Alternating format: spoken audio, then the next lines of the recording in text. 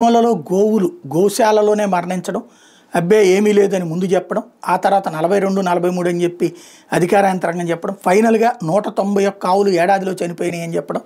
అది ఒక పక్కన వివాదం నడుస్తుండగా, అబ్బే అదేమీ లేదు కావాలని కల్పిస్తున్నారంటూ ఓ పక్కన చెప్తూ ఉండగా, మరొక సమస్య శ్రీకూర్మంలో ఇంతవరకు ఎప్పుడు వినలేదు. శ్రీకూర్మం ఇవాళ ఈనాడు జ్యోతితో పాటు అందరూ అంటే సాక్షి రాస్తే కావాలని రాసినట్టు, ఈనాడు జ్యోతి అంటే కనుక మనకు తెలిసినే రాసినట్టు కాబట్టి శ్రీకాకుళం జిల్లా గార మండలం శ్రీకూర్మంలోని ప్రసిద్ధ కూర్మనాథ క్షేత్రం నక్షత్ర తాబేళ్ల మరణాలు భక్తులు కలవరబెడుతున్నాయి.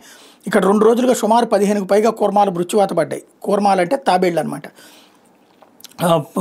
ఈ విషయాన్ని అధికారులు తాబేళ్ల సంరక్షణ గుత్తేదారు అంటే కాంట్రాక్టర్ దృష్టికి తీసుకెళ్లకుండా సిబ్బంది గుట్టుగా దహనం చేసేస్తున్నారు.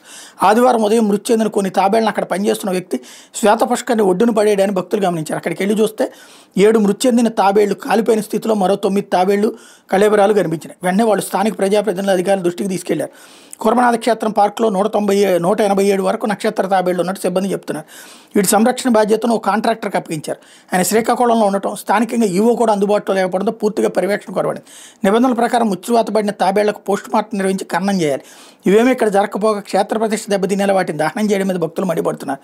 విషయం మీద కాంట్రాక్టర్ రమణమూర్తిని వివరణ అడిగిందంటే ఈనాడు ఆదివారం 2 తాబేళ్లు మాత్రమే చనిపోయిన తన దృష్టికి వచ్చిందని చెప్పారట.